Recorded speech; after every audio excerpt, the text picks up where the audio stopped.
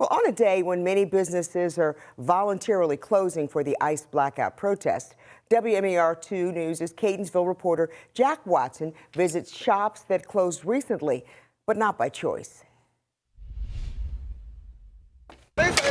It's tough to tell the story of Music City, Maryland without Bill's music. Definitely been a trying month here in Catonsville. Though last weekend's snowstorm means much less business is drumming up for this music emporium and for General Manager Brian Higgins. We're lucky enough where we have people call us from who knows where, and we're doing still a lot of shipping out and online type business.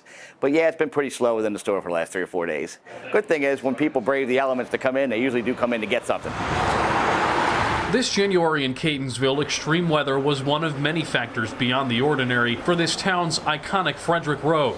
Police say a total of 7 businesses were targeted in a series of burglaries in mid-January. We just bounced back and we didn't let this stop us. Blue Iris Flowers was among those shops, and a once bashed glass pane is already good as new. Owner Allison Glasscock says the winter weather forced Blue Iris to close another 2.5 days, and walk-in business is surely down because of it. A national day of anti-ice protest urging a business shutdown was also on her radar. I unfortunately had to open the business today, but I'm making it a point to really cut down on my spending today and to not really, participate in the economy as much as possible. Unfortunately, I still have to run my business. I still have to purchase things for customers. I still have to sell things. This is my livelihood. But I do typically participate in these types of movements when I am physically able to. Valentine's Day is by far the flower shop's busiest holiday, and Allison credits the community with supporting the business through a roller coaster month. Bottom line, neighbors rallied behind these businesses through it all. That's kind of the most nice thing that happens. It happens every single time there's anything that happens for any of the business in Catonsville. Is always a big rally. In Catonsville, Jack Watson,